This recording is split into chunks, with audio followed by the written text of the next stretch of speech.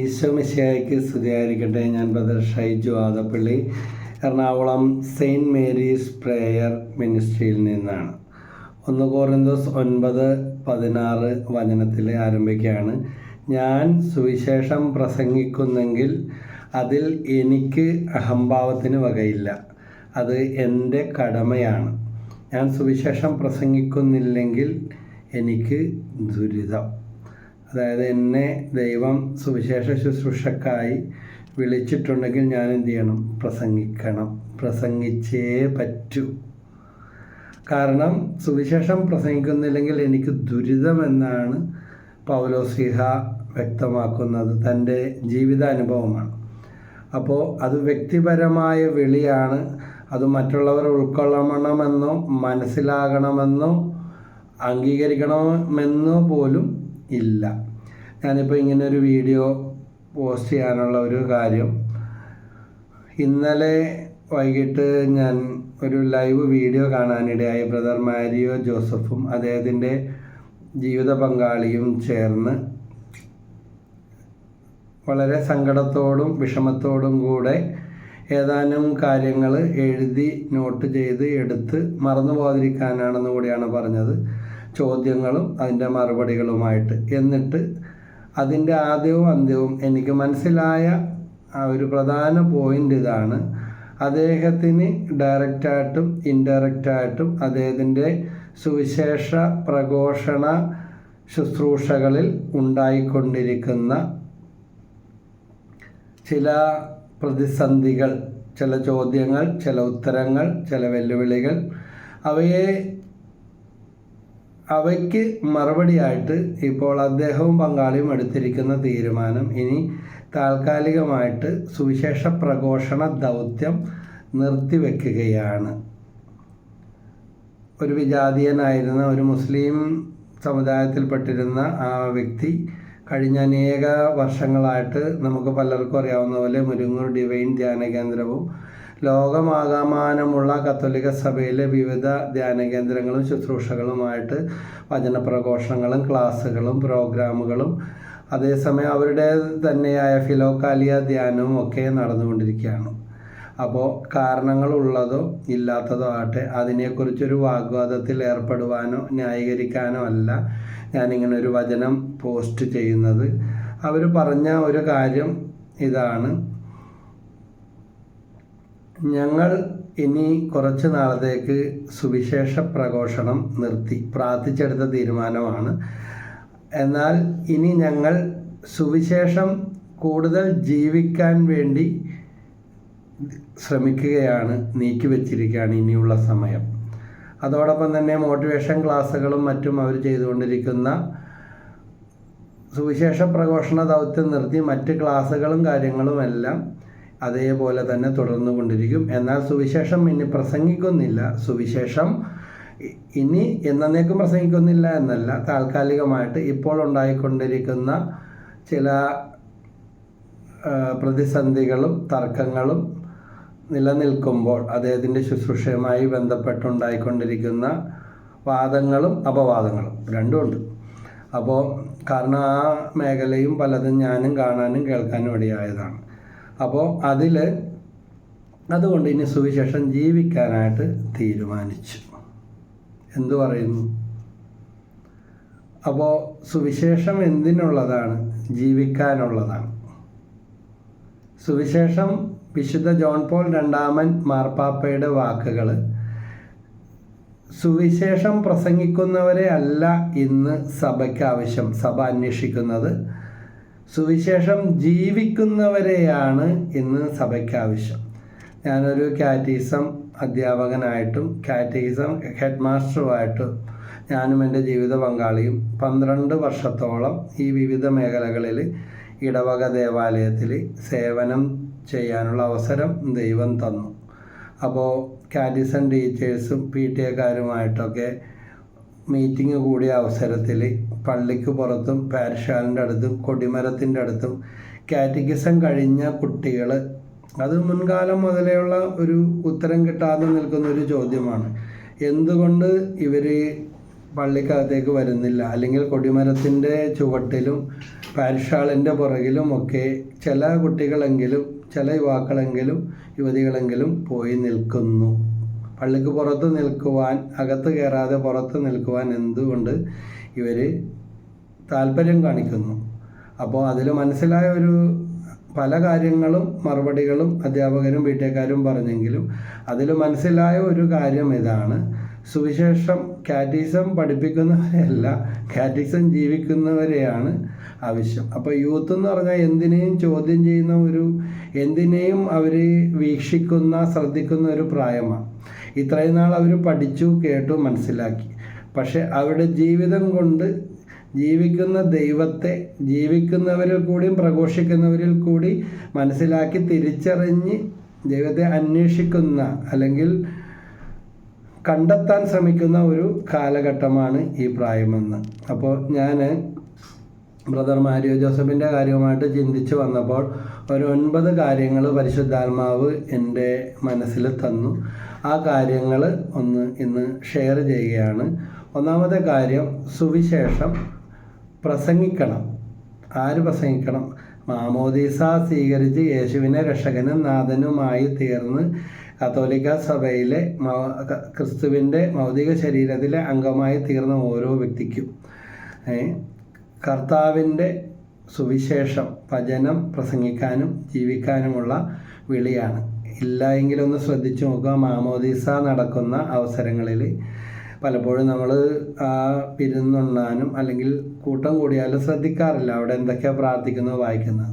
നെറ്റിയിൽ കുരിശടയാളം വരക്കും മാമോദീസ സ്വീകരിക്കുന്ന കുഞ്ഞിന് ചുണ്ടിലും കണ്ണിലും നെഞ്ചിലും എല്ലാം കുരിശടയാളം വരച്ചുകൊണ്ട് ക്രിസ്തുവിൻ്റെ വചനം ജീവിക്കാൻ, കാണാൻ, പ്രസംഗിക്കാൻ, ദൈവത്തെ മഹത്വപ്പെടുത്താൻ, നിൻ്റെ ബുദ്ധിയെ, നിൻ്റെ ജീവിക്കാൻ, നിൻ്റെ ശരീരത്തെ പ്രസംഗിക്കാൻ, നിൻ്റെ നാവിനെ സാക്ഷ്യപ്പെടുത്താൻ, നിൻ്റെ നാവിനെ സുവിശേഷത്തിൻ്റെ മഹത്വം കാണാൻ, വചനത്തിൻ്റെ മഹത്വം കാണാൻ നിൻ്റെ കണ്ണുകളെല്ലാം അവിടുന്ന് പ്രകാശിപ്പിക്കട്ടെ എന്ന്, ശക്തിപ്പെടുത്തട്ടെ എന്ന് കുരിശടയാളം വരച്ച് വൈദികൻ പ്രത്യേക അധികാരത്തിൽ പ്രാർത്ഥിക്കുന്നുണ്ട്. അപ്പോൾ ക്രിസ്തുവിനെ അറിഞ്ഞ ഓരോ വ്യക്തിയും ക്രിസ്തുവിനെ പ്രഘോഷിക്കാനായിട്ട് വിളിക്കപ്പെട്ടവർ തന്നെയാണ്. വിശുദ്ധ ഫ്രാൻസിസ് അസീസി തൻ്റെ സുവിശേഷ പ്രഘോഷണ ദൗത്യം തിരിച്ചറിഞ്ഞ് തന്നെ ശുശ്രൂഷക്കായി സമർപ്പിച്ചപ്പോൾ സ്വന്തം അപ്പനാണ് അദ്ദേഹത്തെ ശപിച്ചുകൊണ്ട് ഉടുതുണി പോലും ഉരിഞ്ഞു മേടിച്ചു. സ്ഥലത്തെ മെത്രാൻ്റെ വസ്ത്രം കൊണ്ട്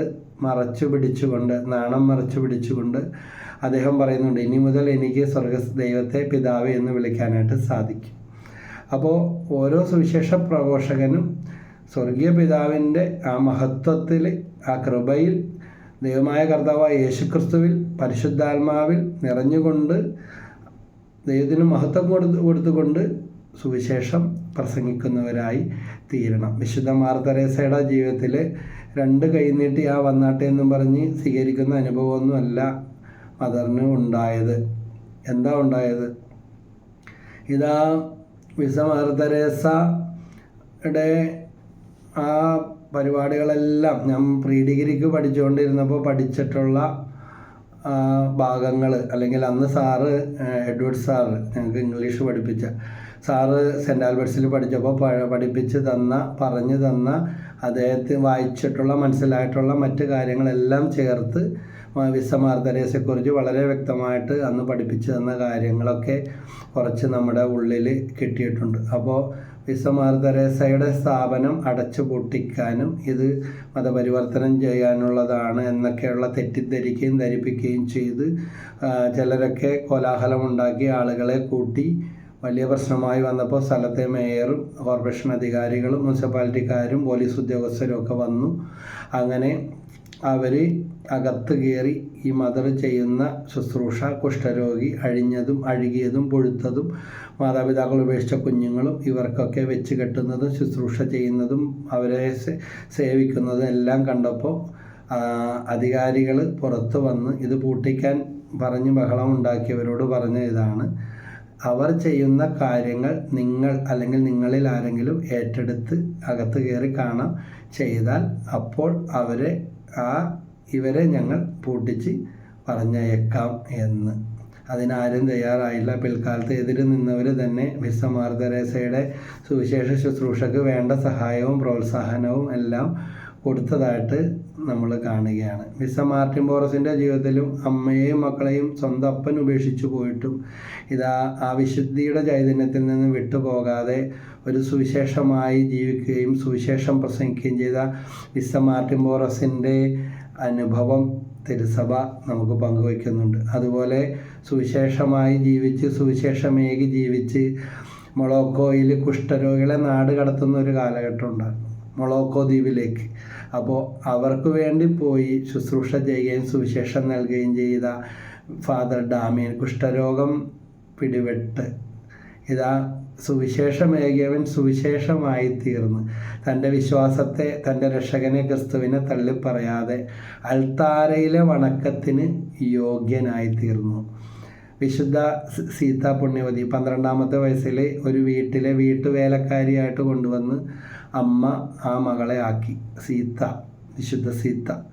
ഇത് ആദ്യമൊക്കെ ഭയങ്കര സ്വീകരണവും ഭയങ്കര സ്നേഹവും ഭയങ്കര പുകഴ്ചയായിരുന്നു. പിന്നീട് ചവിട്ടിത്തേക്കുന്ന അനുഭവമാണ് വീട്ടുടമസ്ഥനിൽ നിന്നും മറ്റ് ജോലിക്കാരുടെ അസൂയ മൂലവും എതിർപ്പ് മൂലവും സീതാ പുണ്യവതിക്കുണ്ടായത്. എന്നാൽ ഇറ്റലിയിലെ ഫത്തിനെല്ലി കുടുംബത്തിൻ്റെ ചരിത്രം തിരുത്തിക്കുറിച്ചുകൊണ്ട് വിശുദ്ധ സീതാ പുണ്യവതിയായി ഉയരാനും തിരുസഭയിൽ വണക്കത്തിനും മധ്യസ്ഥത്തിനും യോഗ്യമാകും വിധം പിൽക്കാലത്ത് അവളുടെ ജീവിതം ഉയർത്തിയപ്പോൾ അവളെ ദ്രോഹിക്കുകയും എതിരിടുകയും വെല്ലുവിളിക്കുകയും ഇല്ലാവചനങ്ങൾ പറയുകയും ചെയ്ത ആ ഫത്തിനെല്ലി കുടുംബത്തിൽ നിന്നും ഉള്ളവരുടെ തന്നെ അനുഭവങ്ങളും തെളിവുകളും രോഗശാന്തികളുമാണ് ഏറ്റവും കൂടുതൽ ഈ വിശുദ്ധ സീതാ പുണ്യവതിയുടെ വിശുദ്ധയായി നാമകരണം ചെയ്യുന്നതിന് വേണ്ടി വിളിക്കപ്പെട്ടത്, നൽകപ്പെട്ട സാക്ഷ്യങ്ങൾ. അതൊരു വലിയ അത്ഭുതമാണ്. അതുകൊണ്ട് സഹനമുണ്ടെങ്കിലേ കിരീടമുള്ളൂ. എന്നാൽ നമ്മുടെ പ്രബോധനങ്ങൾ നമ്മൾ പരമാവധി ശ്രദ്ധിക്കുകയും വിശുദ്ധിയോടെ മുന്നോട്ട് പോവുകയും വേണം. ഒരു പാട്ടിൽ പാടുന്നുണ്ട്, സുവിശേഷം ദൈവശക്തി, സുവിശേഷം ദൈവശക്തി, അത് രക്ഷയിലേക്കു നയിക്കും ദൈവശക്തി, യഹൂദ ജനതയ്ക്കും യവനനുമൊരുപോലെ രക്ഷാനിർണയമായി ഭവിച്ചൊരു സത്യസുവിശേഷം. സുവിശേഷം ദൈവശക്തി, സുവിശേഷം ദൈവശക്തി, അതു രക്ഷയിലേക്കു നയിക്കും ദൈവശക്തി. അപ്പോൾ സുവിശേഷം ദൈവത്തിൻ്റെ ശക്തിയാണ്. ദൈവത്തിൻ്റെ ശക്തിയുടെ പ്രഘോഷകരാണ് ആര്? സുവിശേഷ പ്രഘോഷകർ. അതുകൊണ്ടാണ് പൗലോസ്ലീഹ പറഞ്ഞത്, സുവിശേഷം പ്രസംഗിക്കുന്നില്ല എങ്കിൽ എനിക്ക് ദുരിതം. 1 കൊരിന്തോസ് 9:16. അപ്പോൾ സുവിശേഷം എന്ത് ചെയ്യണം? പ്രസംഗിക്കണം. വിശുദ്ധ ജോൺ പോൾ രണ്ടാമൻ മാർപ്പാപ്പയുടെ വാക്കുകൾ വീണ്ടും ആവർത്തിക്കുകയാണ്. ഇന്ന് സുവിശേഷം പ്രസംഗിക്കുന്നവരെ അല്ല തിരുസഭ അന്വേഷിക്കുന്നത്, തിരുസഭയ്ക്ക് ആവശ്യം. നമുക്കറിയാം, മുട്ടിന് ധ്യാന കേന്ദ്രങ്ങളും വചന പ്രഘോഷങ്ങളും കൺവെൻഷനുകളും ധ്യാനകേന്ദ്രങ്ങൾ മുട്ടിയിട്ട് നടക്കാൻ പാടില്ലെന്ന് ഇന്നും കൂടെ തമാശക്കാരൻ എന്നോട് പറഞ്ഞതാണ്. എന്തോരം ധ്യാനകേന്ദ്രങ്ങളാണ് പല സ്ഥലങ്ങളിലും ഇന്ന് സൗജന്യമായിട്ട് ധ്യാനങ്ങളാണ്. എന്നിട്ട് പോലും ധ്യാനകേന്ദ്രങ്ങളുടെ എണ്ണമൊക്കെ കൂടിയതിൻ്റെയും ഒരു കാരണമാകാം പലരും ഓൺലൈനിലേക്ക് പ്രസംഗം കേൾക്കാം. അതായത് സൗകര്യം അനുസരിച്ച് എപ്പോൾ വേണമെങ്കിലും എവിടെ ഇരുന്ന് വേണമെങ്കിലും കേൾക്കാം. പല ശ്രോതാക്കളും പല പ്രേക്ഷിതരും ഓടി നടന്നിരുന്ന പലരും ഇന്ന് ഓൺലൈനിലേക്ക് യൂട്യൂബിലൂടെയൊക്കെ ഏത് വിഷയം അടിച്ചു കൊടുത്താലും കിട്ടും. എന്നോട് ചിലരൊക്കെ പറയുന്ന കാര്യം ഇതാ, ഏത് വിഷയം അടിച്ചു കൊടുത്താലും കിട്ടും. അപ്പോൾ കോവിഡും പ്രളയവും പ്രതിസന്ധികളൊക്കെ കഴിഞ്ഞ കാലഘട്ടങ്ങളിൽ പലരും ഇതൊക്കെ കൺവേർട്ട് ചെയ്ത് പല മേഖലയിലേക്കും തിരിഞ്ഞു. എന്നാലും അത് ദൈവത്തിൻ്റെ വെളിയും തിരഞ്ഞെടുപ്പുമാണ്. അപ്പോൾ സുവിശേഷം എന്ത് ചെയ്യണം? സുവിശേഷം പ്രസംഗിക്കുന്നതിനേക്കാൾ സുവിശേഷം ജീവിക്കണം. 1000 പ്രാവശ്യം എഴുതിയവർ, 10,000 പ്രാവശ്യം വചനം എഴുതുന്നവർ, 25 പ്രാവശ്യം ബൈബിള് വായിച്ച് തീർത്തവർ, ബൈബിളിപ്പോൾ പുതിയ പരിപാടി വന്നിട്ടുണ്ട്, ബൈബിള് കൈയെഴുത്ത് പ്രതി ബൈബിള് പകർത്തി എഴുതുന്നവർ. ഈ അടുത്ത് ഞാൻ ചളിക്കോട്ടെ ശാന്തിനഗർ സെയിൻറ്റ് സെബാസ്റ്റ്യൻ പള്ളി ഇടവകയാണ്. അപ്പോൾ കുർബാന മധ്യേ ഒരു കുട്ടിയെ സ്റ്റേജിൽ കയറ്റി ആൾത്താരയിൽ വിളിച്ച് കാറ്റിസം കുട്ടികളുടെ കുർബാനയിൽ അച്ഛൻ അനുമോദിച്ചുകൊണ്ട് ആ കുട്ടി പകർത്തി എഴുതിയ ബൈബിള്, കൈകൊണ്ട് എഴുതിയ ആ ബൈബിള്, അത് മറ്റുള്ളവർക്ക് പ്രോത്സാഹനമാവുന്നതിന് വേണ്ടി അവൾക്കൊരു സമ്മാനമൊക്കെ കൊടുത്ത് അത് പ്രസിദ്ധീകരിക്കുകയുണ്ടായി. അപ്പോൾ അങ്ങനെ പലരും പിന്നീട് ഇതുപോലെ രംഗത്ത് വന്നു. ഇങ്ങനെ ഇതുപോലെ പലയിടത്തും ഈ വക അവസ്ഥകൾ നമ്മൾ കാണുന്നുണ്ട്. ബൈബിള് പകർത്തി എഴുതുന്നവരുടെ എണ്ണം കൂടുന്നു, വചനം എഴുതി പ്രാർത്ഥിക്കുന്നവരെ, എഴുതി പഠിക്കുന്നവരുടെ എണ്ണം കൂടുന്നു. വചനം എഴുതുന്നവരുടെയും പകർത്തി എഴുതുന്നവരുടെയും എണ്ണമല്ല കൂടേണ്ടത്, അതൊക്കെ ഇതിന് സഹായകരമായിരിക്കും. വചനം ജീവിക്കുന്നവരുടെ, സുവിശേഷം ജീവിക്കുന്നവരുടെ എണ്ണമാണ് കൂടേണ്ടത്. അതുകൂടാതെ വന്നാൽ ധ്യാനകേന്ദ്രങ്ങൾ കാലിയാകും, ശുശ്രൂഷകൾ നിർജീവമാകും, പല കെട്ടിടങ്ങളും ഒരു സമയത്ത് സൗകര്യങ്ങളില്ല, ഫാനില്ല, ബിൽഡിങ്ങുകളില്ല, റൂമുകളില്ല. ധ്യാനത്തിന് വരുമ്പോൾ റൂമുണ്ടാ എന്ന് ചോദിക്കും. അത് കഴിഞ്ഞ് സീറ്റ് ധ്യാനത്തിന് പരിമിതി. പക്ഷേ ഇപ്പം അതെല്ലാം കഴിഞ്ഞിട്ട് ധ്യാനം കൂടാൻ ആളുണ്ടെന്ന് ചോദിക്കുന്ന അവസ്ഥയിലേക്ക്, ധ്യാനമുണ്ട്, എല്ലാവരും വരണം, അല്ലെങ്കിൽ ഫ്രീ ആണ് എന്നൊക്കെ പറയുന്ന അവസ്ഥയിലേക്ക് പോലും കാര്യങ്ങൾ മാറി. അപ്പോൾ ഇതെല്ലാം നമുക്കൊന്ന് റീതിങ്ക് ചെയ്യാനുള്ള ഒരു അവസരമാണ്. സുവിശേഷം പ്രസംഗിക്കാനുള്ളതല്ല, സുവിശേഷം പ്രസംഗിക്കുന്നതിന് വേണ്ടിയാണ്, സുവിശേഷം ജീവിക്കുന്നവരായി തീരണം. ഇതിനെക്കുറിച്ച് തന്നെ വിശുദ്ധ ജോൺ പോൾ II മാർപ്പാപ്പ തന്നെ പറഞ്ഞൊരു കാര്യം ഇതാണ്: ആധുനിക രക്തസാക്ഷിത്വം. എന്താണ് അനുദിന രക്തസാക്ഷിത്വം? അതായത് പണ്ടത്തെ പോലെ കുരിശി തറച്ചോ, അമ്പെയ്തോ, തിളച്ച വെള്ളത്തിലിട്ടോ, തിളച്ച എണ്ണയിലിട്ടോ, തൊലി ഉരിഞ്ഞോ, ക്രൂര മൃഗങ്ങൾക്ക് ഇട്ടുകൊടുത്തോ, കുത്തിക്കൊന്നോ, അങ്ങനെയൊന്നുമല്ല. സുവിശേഷത്തിന് വേണ്ടിയുള്ള പീഡകൾ അനുഭവിച്ച ഒത്തിരി വിശുദ്ധരും രക്തസാക്ഷികളും തിരുസഭയിലുണ്ട്. പക്ഷേ ഇന്ന് അനുദിന രക്തസാക്ഷിത്വം, സുവിശേഷ ചൈതന്യത്തിൽ ജീവിക്കേണ്ടി വരുമ്പോൾ കുടുംബത്തിലായാലും, സഭയിലായാലും, സമൂഹത്തിലായാലും, ഇടവകയിലായാലും, വ്യക്തി ജീവിതത്തിലായാലും, ജോലി സ്ഥലത്തായാലും വില കൊടുക്കേണ്ടി വരും. അല്ലെങ്കിൽ കേൾക്കാൻ ഒരു സുവിശേഷം, ജീവിക്കാൻ ലോകത്തിൻ്റെ സുവിശേഷം. അതുകൊണ്ടാണ് ഗലാത്യ 1:8 പറയുന്നുണ്ട്, ഞങ്ങൾ നിങ്ങളോട് പ്രസംഗിച്ചതല്ലാതെ മറ്റൊരു സുവിശേഷം എന്ന് പറഞ്ഞാൽ കേൾക്കാൻ രസമുള്ളതും ആകർഷകമായതും, മറ്റേത് ജീവിക്കാൻ അതൊന്നും നോക്കേണ്ട കാര്യമില്ല. ഈ ജോലിയിലൊന്നും അങ്ങനെ സത്യസന്ധത പുലർത്താൻ പറ്റില്ല. ഈ ബിസിനസ് എന്ന് പറഞ്ഞാൽ അങ്ങനെയാണ്, അവിടെ വചനവും പറഞ്ഞുകൊണ്ടിരുന്നിട്ട് കാര്യമില്ല. നമ്മൾ അൽഫോൻസാമയല്ല, ജാവറക്കുര്യച്ചനല്ല എന്ന് പറയുന്നവരുണ്ട്.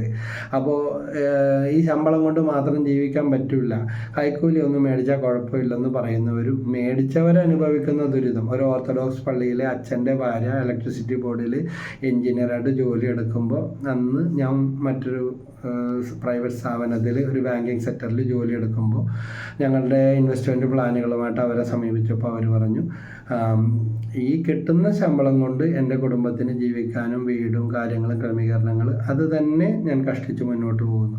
അതേസമയം കൈക്കൂലിയോ കരിഞ്ചന്തയോ ആയിട്ടുള്ളതൊക്കെ ഉണ്ടെങ്കിൽ ലാർവിഷായിട്ട് ഇതുപോലെ പറയുന്ന പലതിലും എനിക്ക് ചെയ്യാൻ സാധിക്കും. പക്ഷേ ഇതിനു മുമ്പിരുന്ന പലരുടെയും ജീവിതാവസ്ഥകളിൽ മേടിച്ചതിൻ്റെയും മേടിക്കാതെ ജീവിച്ചതിൻ്റെയും പാഠങ്ങൾ ഞങ്ങളുടെ മുൻപിൽ തന്നെ ഉള്ളപ്പോൾ അത് തന്നെ ഞാനും ആവർത്തിക്കേണ്ട കാര്യമുണ്ടോ? അപ്പോൾ അതിനേക്കാൾ അങ്ങനൊരു ഇൻവെസ്റ്റ്മെൻറ്റും അങ്ങനൊരു മെച്ചപ്പെട്ട ജീവിത സാഹചര്യങ്ങളും ഉണ്ടാക്കിയിട്ട് ഇവിടെ തന്നെ കണക്ക് തീർക്കേണ്ടി വരുന്ന ആളുകളുടെ പല അനുഭവങ്ങൾക്ക് വേണ്ടി ഞങ്ങൾ പിരിവിട്ട് കൊടുക്കുന്നു, സഹായങ്ങൾ കൊടുക്കുന്നു, കാണാൻ പോകുന്നു എന്ന് പറയുന്ന ആ ഒരു നീതിപൂർവ്വം ജീവിക്കുന്ന പലരും പറഞ്ഞു, കൈക്കൂലിയൊന്നും മേടിക്കില്ല, സത്യസന്ധമാണ്, നേരെ പോകുമെന്ന് പറയുന്ന ഒരു ഗവൺമെൻറ് ഉദ്യോഗസ്ഥയുടെ ഞാൻ നേരിട്ട് സംസാരിച്ച അറിഞ്ഞ അതേ സാക്ഷ്യം മറ്റുള്ളവരും പറഞ്ഞു, മാഡം പക്കാ ക്ലിയർ ആണ്, ഒരു വഴി നടക്കത്തില്ല. അങ്ങനെയുള്ള പലരും ഉണ്ട്. നമ്മൾ പറയും അങ്ങനെ ഒന്നും ജീവിക്കാൻ പറ്റില്ല, ആർക്ക് പറ്റും, രൂപ കൂട്ടി വെക്കേണ്ടി വരും എന്ന് പറയും.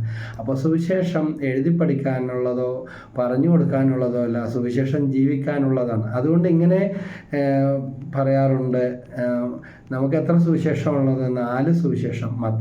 വിശുദ്ധ മത്തായിയുടെ സുവിശേഷം, വിശുദ്ധ മാർക്കോസിൻ്റെ സുവിശേഷം, വിശുദ്ധ ലൂക്ക എഴുതിയ സുവിശേഷം, വിശുദ്ധ യോഹന്നാൻ എഴുതിയ സുവിശേഷം. ലൂ യോ എൻ്റെ അപ്പം പറയാറുണ്ടായിരുന്ന ഒരു സിമ്പിൾ മെത്തേഡാണ്. മത്തായി, മാർക്കോസ്, ലൂക്കോസ്, യോഹന്നാൻ. എന്നാൽ ഇതിനെക്കുറിച്ച് പറയുന്ന ഇതാണ്, 4 സുവിശേഷമല്ല 5 സുവിശേഷമാകണം. അതായത് 5ാമത്തെ സുവിശേഷമാകാൻ വിളിക്കപ്പെട്ടവരാണ് ഞാനും നിങ്ങളും. ഇവിടെ എത്രമാത്രം വിശ്വസ്തത പാലിക്കാൻ, മറുപടി കൊടുക്കുവാൻ നമുക്ക് സാധിക്കും. വചനം എഴുതാൻ തുടങ്ങിയിട്ട് എന്തോരം നാളായി, പക്ഷേ ഇങ്ങനത്തെ ഒരു മനുഷ്യനെ കൂടി എനിക്ക് ജീവിക്കാൻ വയ്യ. ഈ കുടുംബത്തിൽ ജീവിച്ചിട്ട് ഈ വചനമൊന്നും പാലിച്ച് ജീവിക്കാൻ പറ്റത്തില്ല. പിന്നെ എന്തിനു വേണ്ടിയാണ്? OET-ക്ക് വേണ്ടി എഴുതുന്നു, IELTS-ന് വേണ്ടി വചനം എഴുതുന്നു. ഓരോ വിഷയത്തിനും ഞാനിപ്പോൾ 800ഓളം എപ്പിസോഡുകൾ വിവിധ വിഷയങ്ങളെ സംബന്ധിച്ച് ചെറുതും വലുതുമായ പ്രഘോഷണങ്ങൾ യൂട്യൂബിൽ പോസ്റ്റ് ചെയ്തിട്ടുണ്ട്. ഇനിയും അത് ചെയ്തുകൊണ്ടിരിക്കുകയാണ്, തുടരുക തന്നെ ചെയ്യും. Praise the Lord. ദൈവനാമത്തിൽ ഏറ്റെടുത്ത് പരിശുദ്ധാത്മാവ് തന്ന ബോധ്യം അനുസരിച്ച് ചെയ്തുകൊണ്ടിരിക്കുന്ന ഒരു ശുശ്രൂഷയാണ്. ദൈവം കൃപ ചെയ്താൽ അത് അങ്ങനെ തന്നെ തുടർന്നുകൊണ്ടിരിക്കും. കാരണം ഓരോ വിഷയങ്ങളെ സംബന്ധിച്ച് പലരും എന്നെ വിളിച്ച് എനിക്ക് കിട്ടിയ നെഗറ്റീവും പോസിറ്റീവും ഉണ്ട്. അത് ഏത് കാര്യത്തിലും ഉണ്ടാവുമല്ലോ. അപ്പോൾ നെഗറ്റീവിലേക്ക് നോക്കി താഴാനോ പോസിറ്റീവിലേക്ക് നോക്കി ഉയരാനോ അല്ല, നല്ലത് സ്വീകരിക്കുന്നു. കാരണം ഇപ്പം ഞാൻ ശ്വസിച്ചുകൊണ്ടിരിക്കുകയാണ്.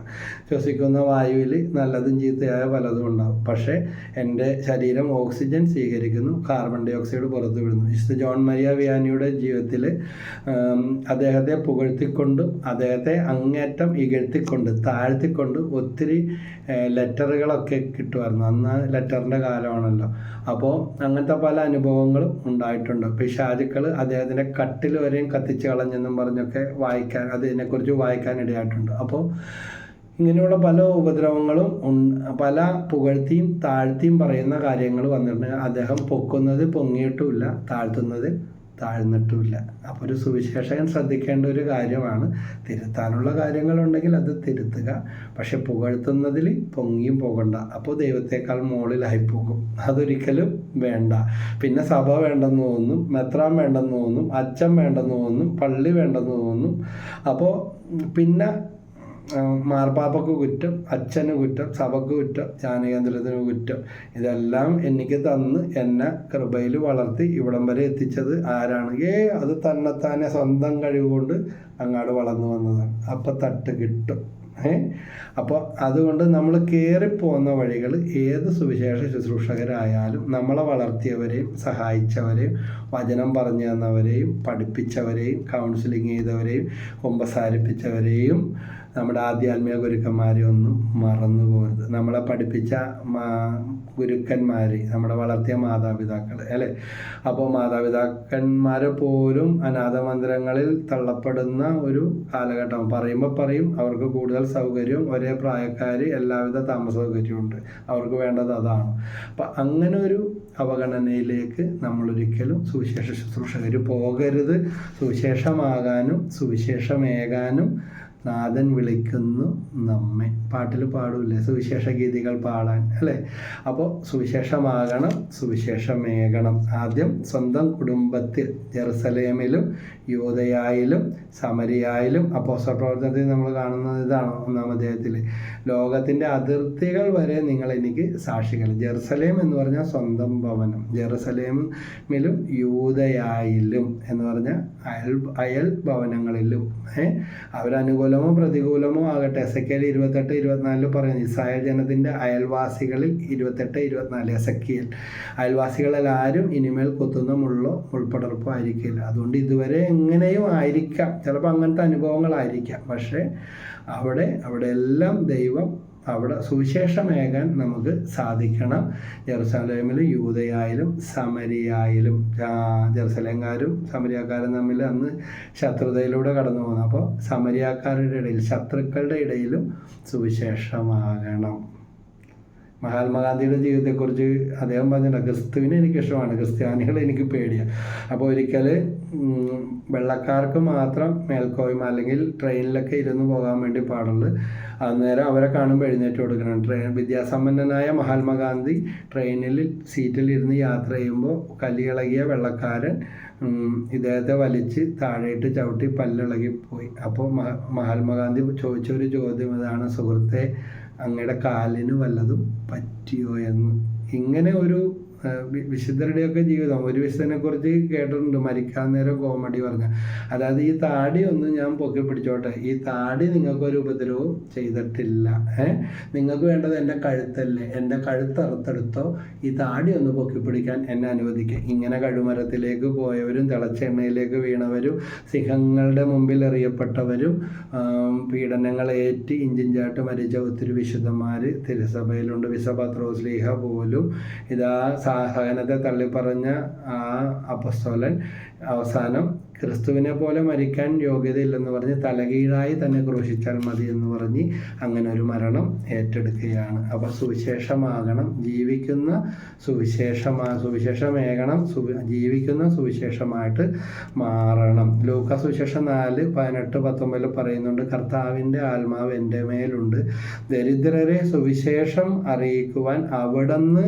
എന്നെ അഭിഷേകം ചെയ്തിരിക്കുന്നു. ഓരോ ശുശ്രൂഷകനെയും അങ്ങനെ ഒരു കടമ നമുക്ക് ലഭിക്കുന്നുണ്ടെങ്കിൽ അത് അഭിഷേകം ചെയ്യുന്നത് ദൈവമാണെന്ന് സുവിശേഷ ശുശ്രൂഷകനും അറിയണം.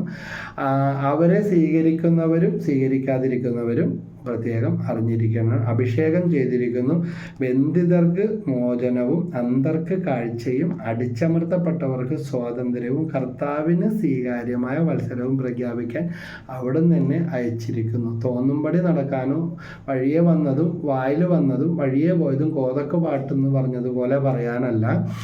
ഇതാ കർത്താവിന് സ്വീകാര്യമായ വത്സരം, അതിൻ്റെ കാതലായ സന്ദേശം ഇതാണ്. കർത്താവിന് സ്വീകാര്യമായ ഇത് ദൈവത്തിന്, സുവിശേഷത്തിന്, സഭയ്ക്ക്, പാരമ്പര്യത്തിന് ഇണങ്ങുന്നതാണോ എന്ന് തിരിച്ചറിയണം. ലൂക്കാ 4:18 അതിന് അവിടെ തന്നെ അയച്ചിരിക്കുന്നു എന്നാണ് ഇവിടെ വചനം പറയുന്നത്. അപ്പോൾ ഒന്നാമത്തെ കാര്യം സുവിശേഷം പ്രസംഗിക്കണം, രണ്ടാമത്തെ കാര്യം സുവിശേഷം ജീവിക്കുന്നവരായി തീരണം, മൂന്നാമത്തെ കാര്യമാണ് ദൈവത്താൽ അയക്കപ്പെടുന്നവരാണ് ആര്? ശുശ്രൂഷകർ. ദൈവത്താൽ അയക്കപ്പെടണം.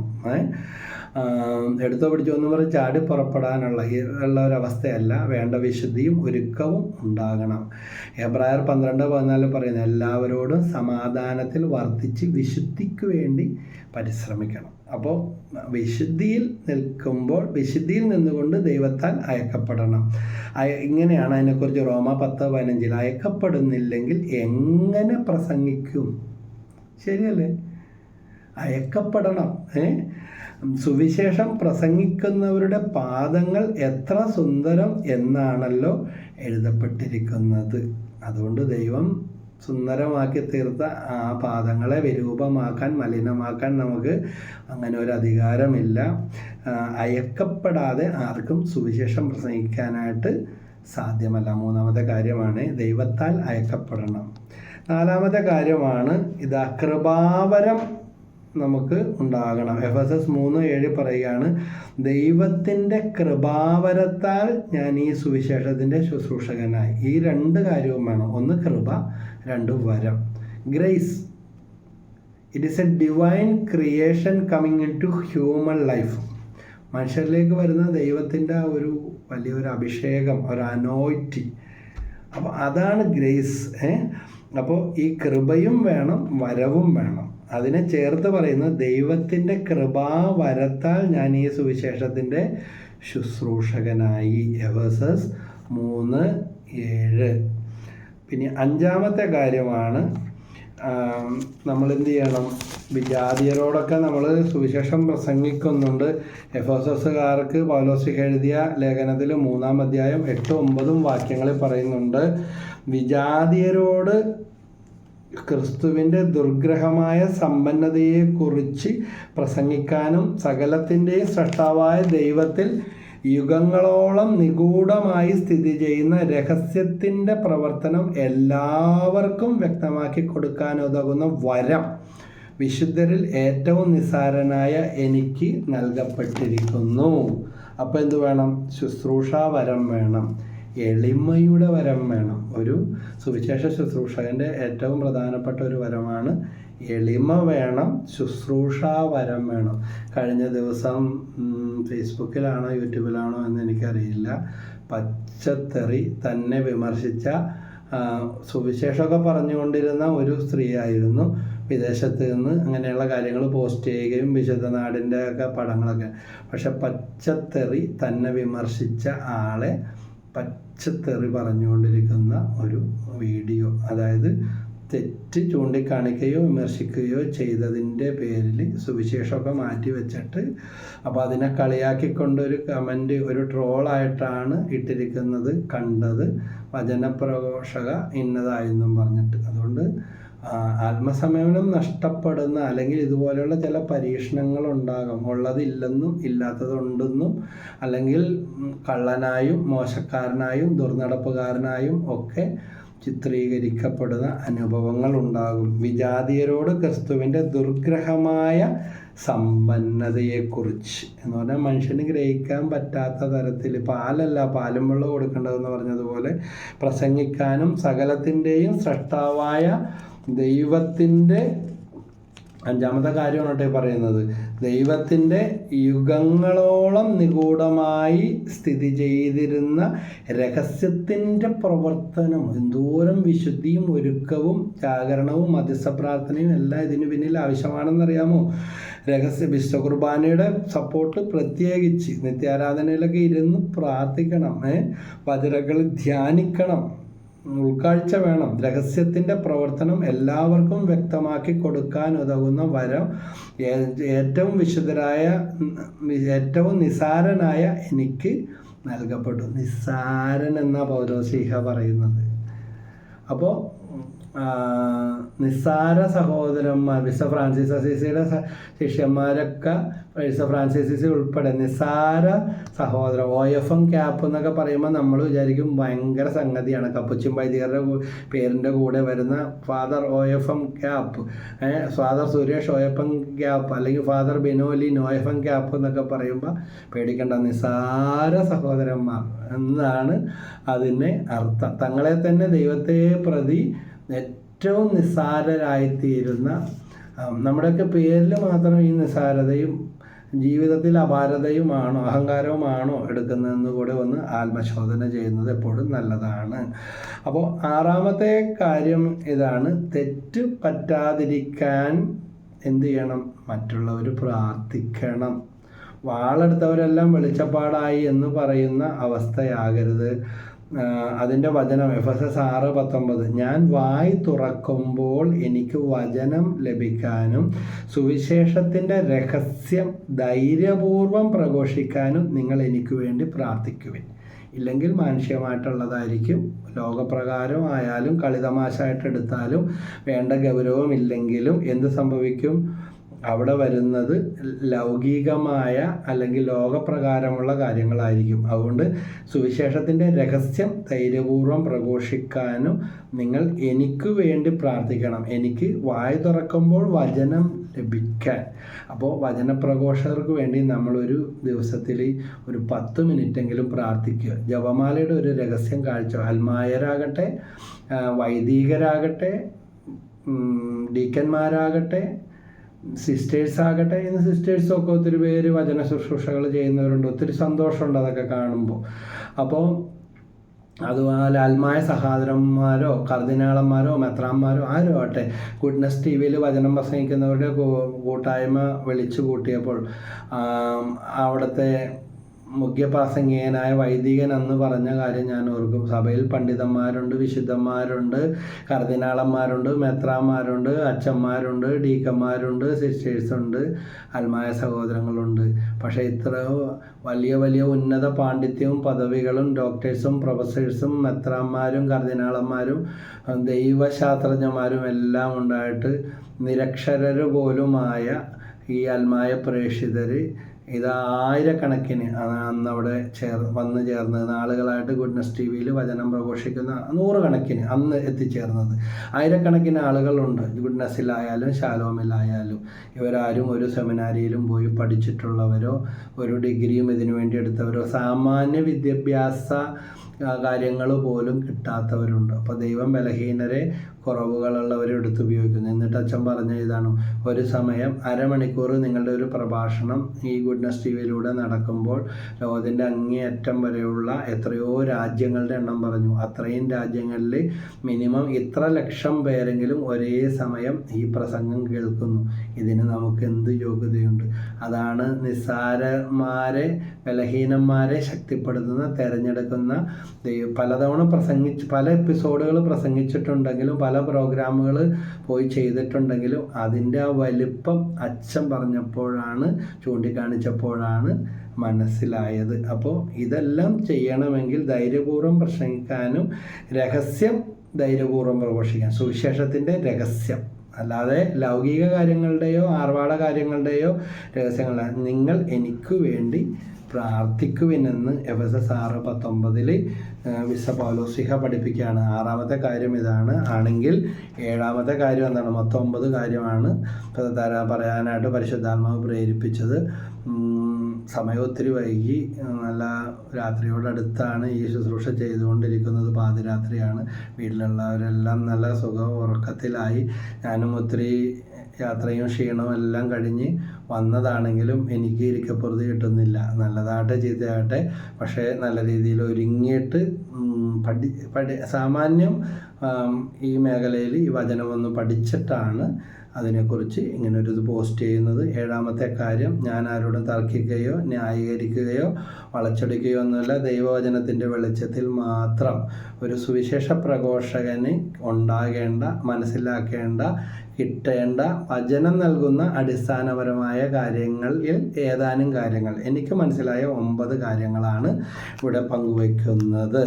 അപ്പോൾ എന്ത് ചെയ്യണം? പ്രധാനപ്പെട്ട കാര്യമാണ് സുവിശേഷം ജീവിക്കുക. വീണ്ടും വീണ്ടും പറയുന്ന അതിൻ്റെ കേന്ദ്രഭാഗം ഇതാണ്. സുവിശേഷം പ്രസംഗിക്കുന്നവരെ അല്ല, വിശുദ്ധ ജോൺ പോൾ രണ്ടാമൻ മാർപ്പാപ്പ പറഞ്ഞ പോലെ സുവിശേഷം ജീവിക്കുന്നവരെയാണ് ഇന്നത്തെ തലമുറയ്ക്ക്, ഇന്ന് സഭയ്ക്ക് ആവശ്യം. അപ്പോൾ അടുത്ത 7ാമത്തെ കാര്യം, ക്രിസ്തുവിൽ സംസാരിക്കണം. വളരെ പ്രധാനപ്പെട്ട കാര്യമാണ്. അതിനെക്കുറിച്ച് വചനം 2 കൊറിന്തോസ് 2:17 പറയുന്നത് എന്താണ്? ദൈവവചനത്തിൽ മായം ചേർത്ത് കച്ചവടം നടത്തുന്ന അനേകരുണ്ട്. അവരെ പോലെ അല്ല ഞങ്ങൾ, മറിച്ച് ദൈവസന്നിധിയിൽ വിശ്വസ്തരും ദൈവത്താൽ നിയോഗിക്കപ്പെട്ടവരും എന്ന നിലയിൽ ക്രിസ്തുവിൽ ഞങ്ങൾ സംസാരിക്കുന്നു. വചനപ്രഘോഷകർ സംസാരിക്കേണ്ടത് ക്രിസ്തുവിൽ നിയോഗിക്കപ്പെട്ടവരും ആയിരിക്കണം, വിശ്വസ്തരുമായിരിക്കണം. ആ നിലയിലായിരിക്കണം സംസാരിക്കേണ്ടത്. അതിൻ്റെ പിന്നിൽ കൊള്ളയടിയോ അല്ലെങ്കിൽ ബിസിനസ് പരമായ ലക്ഷ്യങ്ങളോ മറ്റുള്ള ശുശ്രൂഷകരെ കരുവാരി തേക്കലോ ചൂഷണമോ സെയിൽസിലൊരു ടെക്നിക്കുണ്ട്. അപ്പോൾ കൺവിൻസ് ഓർ കൺഫ്യൂസ് എന്ന് പറയും. ഒന്നുകിൽ അവരെ നമ്മുടെ ഫീൽഡിലേക്ക് നമ്മുടെ പ്രോഡക്റ്റ് വാങ്ങാനായിട്ട്, നമ്മുടെ കടയിൽ വരാനായിട്ട് കസ്റ്റമറിനെ കൺവിൻസ് ചെയ്യുക. ആ രീതിക്ക് അവനെ കിട്ടുന്നില്ല എങ്കിൽ മറ്റേതെങ്കിലും പ്രോഡക്റ്റോ മറ്റേതെങ്കിലും കമ്പനിയോ മറ്റേതെങ്കിലും കച്ചവടക്കാരനോ ആയിട്ടാണ് അവർ ബന്ധമെങ്കിൽ കൺഫ്യൂസ് ദം, അവരെ കൺഫ്യൂസ് ചെയ്യുക എന്ന് പറഞ്ഞാൽ അവരെ ഭ്രാന്ത് പിടിപ്പിച്ച് നിങ്ങൾ നഷ്ടത്തിലായിപ്പോയി, അല്ലെങ്കിൽ അത് അവർ പ്രശ്നത്തിലാണ്, അതെടുത്തിട്ട് കാര്യമില്ല, നിങ്ങൾക്ക് വലിയ അബദ്ധമാണ് പറ്റിപ്പോയെന്ന രീതിയിലുള്ള ഒരു അറിവ് അവർക്ക് കൊടുത്തുവിടണം. നാളെ അവർ നമ്മുടെ അടുത്ത് തന്നെ വരണം, അല്ലെങ്കിൽ അവിടെ നിന്ന് വിട്ടുപോകണം. ഇങ്ങനെ സെയിൽസിൽ 9 കൺസെപ്റ്റ്സ് ഓഫ് സെല്ലിംഗ് എന്ന് പറഞ്ഞിട്ട് ഞാൻ പഠിച്ചിട്ടുള്ള സെയിൽസ് ആൻഡ് മാർക്കറ്റിങ്ങിൽ കുറേ നാൾ വർക്ക് ചെയ്തിട്ടുള്ളതാണ്. അപ്പോൾ ആ ഒരു അങ്ങനെ അഹങ്കരിക്കാനുള്ളതൊന്നുമില്ല. അന്ന് മനസ്സിലാക്കി വെച്ച കാര്യങ്ങളിൽ ഇത് ഇങ്ങനെയുള്ള ടെക്നിക്കുകൾ സുവിശേഷ ശുശ്രൂഷകളിൽ ഉപയോഗിക്കുന്നുണ്ട്. നമ്മുടെ ധ്യാന കേന്ദ്രത്തിൽ വന്നില്ല എങ്കിൽ, നമ്മുടെ പരിധിയിൽ ഒതുങ്ങുന്നില്ല എങ്കിൽ, നമ്മുടെ പിടിക്ക് കാര്യങ്ങൾ മനസ്സിലാകുന്നില്ല എങ്കിൽ ആരാണ് എന്താണെന്നൊന്നുമില്ല, സുവിശേഷവും ഇല്ല, കർത്താവും ഇല്ല, സഭയില്ല, മാതാവും ഇല്ല, രാഷ്ട്രീയത്തിൽ പോലും ഇല്ലാത്ത തരത്തിലുള്ള നീചമായ വെട്ടലും ഒതുക്കലും വെട്ടിക്കളയലും കരുവാരിത്തേക്കലും. ഒരു കാര്യം ഓർത്ത്, ചെളി വാരി നമ്മളൊരാളെ എറിയുമ്പോൾ എറിയുന്നവൻ തന്നെയാണ് ആദ്യം നാറുന്നത്. കാരണം ചെളി ആകാതെ ഒരാൾക്ക് മറ്റൊരാളെ ചെളി എറിയാനായിട്ട് പറ്റത്തില്ലല്ലോ. അതുകൊണ്ട് സഭയിലെ ഭൗതിക ശരീരത്തിലെ അംഗങ്ങൾ എന്ന നിലയിൽ കൈ ഏറ്റവും നല്ലതാണെന്നോ കാല് ഏറ്റവും മോശമാണെന്നോ അല്ലെങ്കിൽ ശരീരത്തിലെ മറ്റ് തലയോ ഉടലോ ഏത് അവയവങ്ങളായാലും അതിൻ്റെ ആവശ്യമില്ല, ഇതിൻ്റെ ആവശ്യം എനിക്കില്ല എന്ന് പറയുന്നത് പോലെ പൗലോസ്ലീഹ ഇതിനെക്കുറിച്ചൊക്കെ ഇപ്പോൾ കൊറിന്തോസുകാർക്ക് എഴുതിയ ലേഖനത്തിൽ വളരെ വ്യക്തമായിട്ട് സംസാരിക്കുന്നുണ്ട്. ഒരേ ശരീരത്തിലെ അവയവങ്ങൾ എന്നത് പോലെ തന്നെ പെരുമാറുവാനായിട്ട് പരസ്പരം സഹിഷ്ണുതയോടെ, സ്നേഹത്തോടെ, വിശുദ്ധിയോടെ നേടിയെടുക്കുവാനായിട്ട് നമുക്ക് സാധിക്കണം. അപ്പോൾ ഈ കാര്യം ക്രിസ്തുവിൽ സംസാരിക്കണം. മറ്റുള്ളവരെ കൺവിൻസ് ചെയ്യാനോ കൺഫ്യൂസ് ചെയ്യാനോ ആകരുത്. വചനം നൽകുന്ന ക്രിസ്തീയമായ ആ കേന്ദ്ര ഭാഗത്തേക്ക്, ക്രിസ്തുവിലേക്ക് അവരെ നയിക്കാൻ വിശ്വസ്തരും, ദൈവസന്നിധിയിൽ വിശ്വസ്തരും, ദൈവത്താൽ നിയോഗിക്കപ്പെട്ടവരുമെന്ന നിലയിൽ ക്രിസ്തുവിൽ ഞങ്ങൾ സംസാരിക്കുന്നു. നമ്മൾ ക്രിസ്തുവിലാണോ സംസാരിക്കുന്നത്? അല്ലെ ലോകത്തിൻ്റെ ലൗകികമായ കഥകളും മനുഷ്യർക്ക് ലൗകികമായ വ്യാപാരങ്ങളും സംസാരങ്ങളും ഭയങ്കര ആകർഷണമായിരിക്കും. അതുകൊണ്ട് മറ്റുള്ളവർക്ക് ആകർഷണവും ഇഷ്ടവും ഉണ്ടാക്കുന്ന സംസാരങ്ങളും അഭ്യാസ പ്രകടനങ്ങളും ആയിരിക്കരുത് ഒരു സുവിശേഷ ശുശ്രൂഷകൻ. കർത്താവ് എന്താണോ പറയുന്നത്, കർത്താവ് എന്താണോ ജീവിച്ചത്, അപ്പോസ്തലന്മാരിലൂടെ എന്താണോ നൽകിയത്, വഴിയൊരുക്കാൻ വന്ന പ്രവാചകന്മാരും വഴി ആയിത്തീർന്ന ഈശോയും വഴിയെ പോയ അപ്പോസ്തലന്മാരും എല്ലാവരും പറഞ്ഞത് പശ്ചാത്തപിച്ച് മാനസാന്തരപ്പെടുക, അനുതപിച്ച് സുവിശേഷത്തിൽ വിശ്വസിക്കുവിൻ. അപ്പം ഇങ്ങനൊരു ആത്മീയ ഉപദേശം, അല്ലാതെ ഭൗതികമായ അട്രാക്ഷൻ അല്ല. അതിന് വല്ല മോട്ടിവേഷൻ ക്ലാസ്സും തന്നെ നടത്തിയ ആരായാലും ഞാൻ മോട്ടിവേഷൻ ക്ലാസ്സൊക്കെ എടുക്കാൻ പോകാറുള്ള ആളാണ്. സ്കൂളുകളിലോ ഫാക്ടറികളിലോ അതുപോലെ ജനമൈത്രി പോലീസുമായിട്ടൊക്കെ ബന്ധപ്പെട്ട് പല സെക്ഷനുകൾ, പല ഗ്രൂപ്പുകളുമായിട്ട്, സമൂഹങ്ങളുമായിട്ട് ബന്ധപ്പെട്ട് ക്ലാസ്സുകളൊക്കെ കൊടുക്കാനുള്ള വിവിധ അവസരങ്ങൾ ദൈവഭാഗ്യം കൊണ്ട് ഉണ്ടായിട്ടുണ്ട് എന്ന് പറയുന്നതിൽ സന്തോഷമുണ്ട്. അപ്പോൾ അങ്ങനെയുള്ളിടത്ത് അങ്ങനെയുള്ളത് കൊടുത്തോ. പക്ഷേ സുവിശേഷം പ്രസംഗിക്കുന്നവർ ക്രിസ്തുവിൽ സംസാരിക്കണം. മയപ്പെടുത്തി സംസാരിക്കാനുള്ളതോ മനുഷ്യരുടെ പ്രീതി അന്വേഷിക്കാനുള്ളതോ അല്ല സുവിശേഷ പ്രഘോഷണം. 8ാമത്തെ കാര്യം, വചന പ്രഘോഷണ വരം വേണം. 8ാമത്തെ കാര്യം എഫെസസ് 4:11, അവൻ ചിലർക്ക് അപ്പോസ്തലന്മാരും പ്രവാചകന്മാരും സുവിശേഷ പ്രഘോഷകന്മാരും ഇടയന്മാരും പ്രബോധകന്മാരും മറ്റും ആകാൻ വരം നൽകി. അപ്പോൾ ഈ വരം നമുക്കുണ്ടോ എന്ന് വിവേചിക്കുകയും നമ്മുടെ എൽഡറിൻ്റെയോ സ്പിരിച്വൽ ഫാദറിൻ്റെയൊക്കെ സഹായം. എനിക്കറിയാം, കഴിഞ്ഞ കുറേ അധികം വർഷം മുമ്പ് എന്നോടൊരു സ്ത്രീ വന്നിട്ട് പറഞ്ഞു, എനിക്ക് വചനം പ്രസംഗിക്കാനുള്ള കഴിവുണ്ട്, എനിക്ക് പ്രസംഗിക്കണം, എനിക്കിവിടെ അവസരം തന്നെ എന്നൊക്കെ പറഞ്ഞു. അപ്പോൾ പതിവായിട്ട് ഇങ്ങനെ വന്നുകൊണ്ടിരുന്നു കഴിഞ്ഞപ്പോൾ എൻ്റെ ആത്മീയ ഗുരുവായ പ്രശാന്ത് അച്ഛനെ ഞാൻ ഇവരെ പരിചയപ്പെടുത്തി. അപ്പോൾ അച്ഛൻ പറഞ്ഞു, അതിനെന്താ നോക്കാമല്ലോ, 5 വിഷയങ്ങൾ തയ്യാറാക്കി അച്ഛനെ കാണിക്കുക. അപ്പോൾ അങ്ങനെ അവർ പോയി. പിന്നീട് അച്ഛൻ വന്നപ്പോൾ വീണ്ടും ഇവർ വന്നു, എനിക്ക് പ്രസംഗിക്കണം. അപ്പോൾ അച്ഛൻ ചോദിച്ചു, വിഷയം എവിടെ? അപ്പോൾ പറഞ്ഞു, അങ്ങനെയൊന്നും എനിക്ക് ചെയ്യാനായിട്ട് സാധിക്കുമൊന്നുമില്ല, എനിക്ക് ആത്മാവിൽ ഇങ്ങനെ കിട്ടുന്നതാണ് അങ്ങനെ വന്നത്, അങ്ങനെ വിഷയമൊന്നും തയ്യാറാക്കിയോ അല്ലെങ്കിൽ നോട്ട് ചെയ്ത് കാണിക്കാനോ. അപ്പോൾ അച്ഛൻ പറഞ്ഞു, എന്നാൽ നിങ്ങൾ പ്രസംഗിക്കണ്ട, ഇപ്പോഴേ അനുസരണമില്ല എന്ന് പറഞ്ഞപ്പോൾ വല്ലാത്ത ദേഷ്യത്തിലും അരിശത്തിലും ഒക്കെ അസ്വസ്ഥ നിറഞ്ഞ ഒരു അന്തരീക്ഷത്തിൽ അവർ കടന്നുപോയ ആ മുഖം, അല്ലെങ്കിൽ അതിനെ ന്യായീകരിക്കാൻ മറ്റുള്ളവരെ പോലും കൂട്ടുപിടിച്ച് അച്ഛന് പറയുന്നത്, അച്ഛന് പരിശുദ്ധാത്മാവില്ല, ഇപ്പം പണ്ടത്തെ പോലൊന്നും അല്ലെന്നും പറഞ്ഞിട്ട് സ്വന്തം ഇഷ്ടത്തിനനുസരിച്ച് വലിച്ചടക്കുന്ന പ്രകോപനം ഉണ്ടാകുന്ന ഒരു രംഗം ഞാൻ നേരിട്ട് കണ്ടതാണ്. നമ്മുടെ ഇഷ്ടത്തിനും രീതിക്കും അനുസരിച്ച് വന്നില്ലെങ്കിൽ അച്ഛനില്ല, മെത്രാനില്ല, മാർപ്പാപ്പയില്ല, ആർക്കും പരിശുദ്ധാത്മാവില്ല, നമുക്ക് മാത്രം. അതുകൊണ്ടാണ് ഗലാത്യ 1:8 പറഞ്ഞ്, ഞങ്ങൾ നിങ്ങളോട് പ്രസംഗിച്ചതല്ലാതെ മറ്റൊരു സുവിശേഷം ആരെങ്കിലും പ്രസംഗിച്ചാൽ അവൻ ശപിക്കപ്പെട്ടവനാകട്ടെ.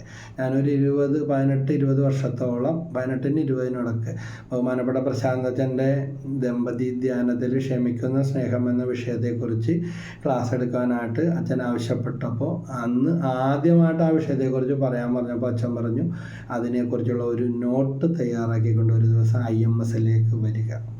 അങ്ങനെ ഞാൻ കൊണ്ടുചെന്ന നോട്ട് തയ്യാറാക്കി, പ്രസംഗിക്കാൻ ഒരുങ്ങിയ നോട്ട് തയ്യാറാക്കി. എന്ന് പറഞ്ഞാൽ ഇത് നോക്കി പ്രസംഗിച്ചുകൊണ്ടിരിക്കണം, കാണാപ്പാടം വായിച്ച് കേൾപ്പിക്കണം എന്നല്ല, ഒരു തയ്യാറെടുപ്പ് ആവശ്യമാണ്. ഏത് സമൂഹത്തിലായാലും ഏത് സബ്ജക്റ്റിനായാലും നമുക്കറിയാം, സ്കൂളിലോ കോളേജിലോ പഠിപ്പിക്കാൻ വരുന്ന അധ്യാപകർ എത്രയോ ക്ലാസ്സുകൾ അറ്റൻഡ് ചെയ്ത് എത്രയോ നോട്ടുകൾ തയ്യാറാക്കി പ്രിൻസിപ്പാളിൻ്റെ മുമ്പിൽ അല്ലെങ്കിൽ ഹെഡ് മാസ്റ്ററുടെ മുമ്പിൽ അത് അവതരിപ്പിച്ച് അത് സാങ്ഷനൊക്കെ കിട്ടിയ ആ നോട്ടുകളാണ് നമ്മൾ ഓർക്കും നിസ്സാരമായിട്ട് കണക്കാക്കും ടീച്ചർ സാറ് വന്ന് പഠിപ്പിക്കുന്നതെന്ന്.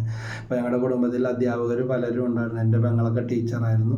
അപ്പോൾ ഞങ്ങൾ എന്തിനാ നീ ഇരുന്ന് കഷ്ടപ്പെട്ട് ഇതൊക്കെ, ഇത് സ്ഥിരം ചെയ്യുന്ന കാര്യമില്ല, അങ്ങനെയൊന്നും പറ്റത്തില്ല, അതൊന്നും പടി ചെയ്യാനുള്ള കാര്യമല്ല. അപ്പോൾ സുവിശേഷ പ്രഘോഷണം എന്ന് പറഞ്ഞാൽ വളരെ ഉത്തരവാദിത്തപ്പെട്ട ഒരു ശുശ്രൂഷയാണ്. ഞാൻ ഒരിക്കൽ ഒരാളുടെ പ്രസംഗം നിർത്തിക്കേണ്ടി വന്നു. ഇങ്ങനെ ഒരു ശുശ്രൂഷയിൽ ശ്രദ്ധിച്ചുകൊണ്ടിരിക്കുമ്പോൾ മനസ്സിലായി എല്ലാം ഒന്ന് തന്നെ എന്നും പറഞ്ഞിട്ട്. എല്ലാം ഒന്ന് തന്നെയാണെങ്കിൽ പിന്നെ സുവിശേഷത്തിൻ്റെ പ്രഘോഷത്തിൻ്റെ ആവശ്യമുണ്ടോ? എല്ലാവരും ഒന്ന് തന്നെ, ദൈവം ഒന്നേ ഉള്ളൂ, അത് ശരി തന്നെ. പക്ഷേ പലരുടെയും പേര് പറഞ്ഞിട്ട് ഇവരെല്ലാം ഒരാൾ തന്നെ. അതുപോലെ കഷണ്ടി, ഇങ്ങനെ മുടി, അതൊക്കെ അവർ പാപം ചെയ്തിട്ടാണ്, അല്ലെങ്കിൽ പൊക്കമില്ലാത്ത ആൾക്കാർ, അവർ സുവിശേഷ പ്രഘോഷണം ഇങ്ങനെ പോയി വളഞ്ഞ് തിരിഞ്ഞ് കുപ്പക്കുഴിയിലോട്ട് പോകുന്ന പ്രസംഗം നിർത്തിയിട്ട് പറഞ്ഞു. സുവിശേഷ പ്രഘോഷണം പറഞ്ഞുകൊണ്ടാണ് വന്നത്. അപ്പോഴാണ് ഇത് കളിക്കാനുള്ള കാര്യമല്ല, ഇങ്ങനെ ശ്രദ്ധിക്കേണ്ട കാര്യമുണ്ട് എന്ന് സുവിശേഷ ശുശ്രൂഷ ചെയ്യുന്ന ആളാണ്. പക്ഷെ വളഞ്ഞൊടിഞ്ഞ് കാര്യങ്ങൾ പോയിക്കൊണ്ടിരിക്കുന്നത് അപാകതയിലേക്കാണെന്നായപ്പോൾ അവിടം വെച്ചത് വെട്ടിവിടേണ്ടി വന്നു. അപ്പോൾ ദൈവഹിതമല്ലാത്ത അല്ലെങ്കിൽ വളച്ചൊടിക്കുന്ന മാനുഷ്യമായുള്ള തോന്നലുകളെ നിർവ്യാഖ്യാനം ചെയ്യാനുള്ളതല്ല. എട്ടാമത്തെ കാര്യമാണ് വചനപ്രഘോഷണ വരം വേണം. ചിലർക്ക് അപ്പോസ്തലന്മാരും പ്രവാചകന്മാരും സുവിശേഷ പ്രഘോഷകന്മാരും ഇടയന്മാരും പ്രബോധകന്മാരും ആകാൻ വരം നൽകി. എഫെസർ 4:11. ഈ വരമുണ്ടോ? ആ വരത്തിനനുസരിച്ച് വിട്ടുകൊടുക്കുന്നു. വരം കിട്ടിയിട്ടും കിട്ടിയ താലന്ത് കുഴിച്ചിടുന്ന അവസ്ഥയാണോ? അങ്ങനെയുള്ളവരുണ്ട്. ആളെ പേടിച്ചു സൗകര്യക്കുറവുകൾ പറഞ്ഞുകൊണ്ടും ഒരു തരം എസ്കേപ്പിസം. അപ്പോൾ ദൈവം തന്ന വരങ്ങൾ, നമുക്ക് കിട്ടിയ വരങ്ങൾ, അത് കിട്ടാത്ത അതിനുവേണ്ടി കരഞ്ഞു പ്രാർത്ഥിക്കുന്ന എത്രയോ പേർക്കാണെങ്കിൽ എത്ര നല്ല രീതിയിൽ എത്ര ആത്മാക്കളെ നേടിയേനെ. അതുകൊണ്ട് വരം കിട്ടിയവർ അത് ഒളിച്ചും വെക്കരുത്. വരം കിട്ടാത്തവർ ഇല്ലാത്ത വരവും പറഞ്ഞിട്ട് കാര്യങ്ങൾ വളച്ചൊടിക്കരുത്. ഞാൻ ഒരിക്കലും ഒരു ധ്യാന കേന്ദ്രത്തിൽ എൻ്റെ വചനപ്രഘോഷണം കഴിഞ്ഞ് അവിടെ ഇരിക്കുമ്പോൾ അവിടുത്തെ ആ സിസ്റ്റർ വന്നിട്ട് പറഞ്ഞു, ഒരാളെ കാണണം, അയാൾക്ക് ഇങ്ങനെ സാക്ഷ്യം പറയാനറിയാം, പക്ഷേ അത്ഭുതകരമായിട്ട് രോഗശാന്തി കിട്ടിയ ആളാണ്. പക്ഷേ എപ്പോഴും ഇവിടെയുള്ള ആൾക്കാരെല്ലാം ഇയാളുടെ സാക്ഷ്യം ഒരുപാട് തവണ കേട്ടതാണ്.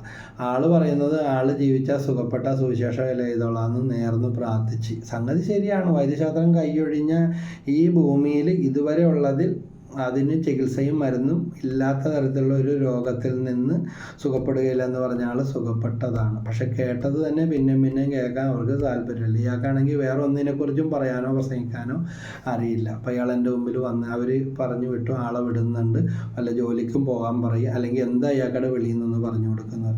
അങ്ങനെ ഇയാൾക്ക് വേണ്ടി പ്രാർത്ഥിച്ച് ആ തുറന്ന് കിട്ടിയ വചനഭാവം പറഞ്ഞു. ഇയാൾക്കടെ കണ്ണിങ്ങനെ നിറഞ്ഞൊഴുകി. അപ്പോൾ പറഞ്ഞു, ഇത് എൻ്റെ ജീവിതമായിട്ട് ബന്ധമുള്ള കാര്യമാണ്, എനിക്ക് ഒരു സുവിശേഷ ശുശ്രൂഷകനാകാനാണ് ആഗ്രഹം, പക്ഷേ എനിക്ക് സാക്ഷ്യം പറയുന്നതിൽ കൂടുതലൊന്നും പറയാനറിയില്ല. പക്ഷേ ഇന്ത്യക്ക് അകത്തും പുറത്തും വിദേശ രാജ്യങ്ങളിലുമായിട്ട് ഇന്ന് അറിയപ്പെടുന്ന വലിയ ഒരു സുവിശേഷ ഒരു ടേണിംഗ് പോയിൻ്റ്, ഒരു മെസ്സേജ് കൊടുക്കാനും അന്ന് കൊടുത്ത മെസ്സേജ് നിറവേറി ഇന്ന് ഇംഗ്ലീഷിലും മലയാളത്തിലും മറ്റു പല ഭാഷകളിലും അതുപോലെ ട്രാൻസ്ലേറ്ററിനെ നിർത്തി പ്രസംഗിപ്പിക്കേണ്ട അവസ്ഥയിലേക്ക് ദൈവം അദ്ദേഹത്തിൻ്റെ ശുശ്രൂഷയെ ഉയർത്തി. വലിയൊരു വചനപ്രഘോഷന, ഒന്നുമല്ല. അദ്ദേഹം പറഞ്ഞു, ഞാൻ എൻ്റെ ജോലിക്ക് തന്നെ പോയാൽ കുഴപ്പമുണ്ടോ? കാരണം എന്നോട് പറയുന്നത്, ഇവരൊക്കെ പറയുന്നത്, ഇനി സുഖപ്പെട്ടില്ലേ, സാക്ഷ്യമൊക്കെ പല പ്രാവശ്യം പറഞ്ഞില്ലേ, ഇനി ഇതിന് പോയിക്കോ എന്ന് പറഞ്ഞു. പക്ഷേ അദ്ദേഹം തൻ്റെ പഴയ ജോലിയിലേക്ക്, ഒരു മെഡിക്കൽ റെപ്രസെൻറ്റേറ്റീവ് ആയിരുന്നു, അതിലേക്ക് പോയാൽ സഭയ്ക്കും സമൂഹത്തിനും ഉണ്ടാകാമായിരുന്ന നഷ്ടം, ജാതി മതഭേദമന്യേ ഭാഷകൾക്കപ്പുറം രാജ്യങ്ങൾക്കപ്പുറം. ഇപ്പോൾ ഞാനിത് പറഞ്ഞുകൊണ്ടിരിക്കുമ്പോഴും അദ്ദേഹം ഏതോ ഒരു വിദേശ രാജ്യത്ത് സുവിശേഷം പ്രസംഗിക്കണമെന്ന് എൻ്റെ അറിവ്.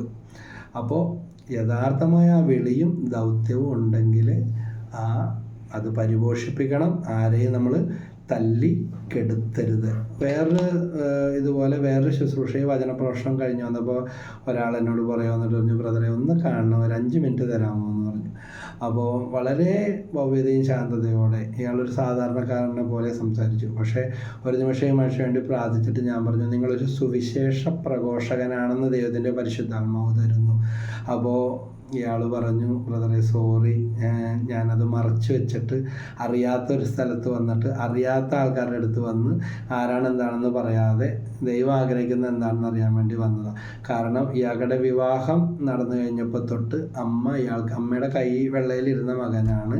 അമ്മക്ക് ഇയാളുടെ പെണ്ണിനെ അംഗീകരിക്കാനോ അവരുടെ വീട്ടുകാരെ അംഗീകരിക്കാനോ ഇവൻ്റെ വിവാഹം കഴിഞ്ഞത് അമ്മയുടെ കൈവിട്ട് പോയോ എന്നുള്ള അവസ്ഥ വചനപ്രഘോഷകനായ നല്ലൊരു ശുശ്രൂഷ അറിയപ്പെടുന്ന വലിയ ധ്യാനേന്ദ്രൻ ഈ മനുഷ്യനെതിരെ കരിവാരിക്കാനും തേക്കാനും അപവാദങ്ങൾ പറഞ്ഞു. സ്വന്തം അമ്മ മകനിവിടെ പ്രസംഗിച്ചിട്ട് ഇറങ്ങും, അമ്മ ആൾക്കാരെ പിടിച്ചു നിർത്തും. എല്ലാ വിഷയങ്ങളും നന്നായിട്ട് കൈകാര്യം ചെയ്യുന്ന നല്ല കേപ്പബിൾ ആയിട്ടുള്ള നല്ലൊരു അനോയിറ്റിയുള്ള ഒരു മനുഷ്യൻ.